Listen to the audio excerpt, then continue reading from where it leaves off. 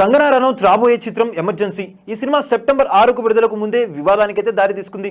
హత్యా బెదిరింపులు మరియు కొన్ని సన్నివేశాలను తొలగించమని ఒత్తిడి చేయడం వల్ల చిత్రానికి central board of film certification CBFC అనుమతి ఇవ్వలేదని నటి రాజకీయవేత్త స్పష్టం చేశారు.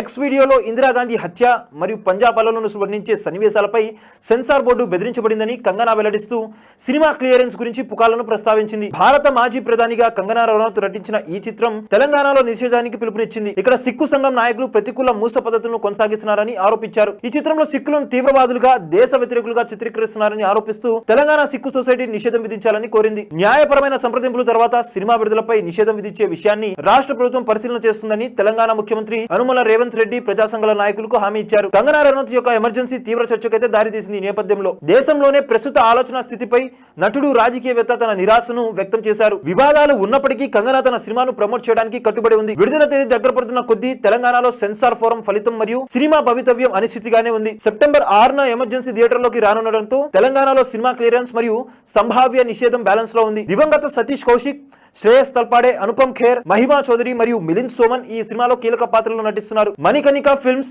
జీ స్టూడియోస్ బ్యానర్లపై రేణు పిట్టి, కంగనా రనౌత్ ఈ చిత్రాన్ని అయితే నిర్మిస్తున్నారు. చూసారు కదా గైస్, మరిన్ని ఇలాంటి ఇంట్రెస్టింగ్ వీడియోస్ కోసం చూస్తూనే ఉండే మా ఛానల్. మీరు కనుక మొదటిసారిగా మా వీడియోస్ ని చూస్తున్నట్లయితే కనుక మా వీడియోస్ ని లైక్ చేయండి, షేర్ చేయండి, మా ఛానల్ ని సబ్స్క్రైబ్ చేయండి, పక్కనే ఉన్న బెల్ ఐకాన్ కూడా యాక్టివేట్ చేసుకోండి. Thank you for watching our videos till end. Okay then see you, bye by.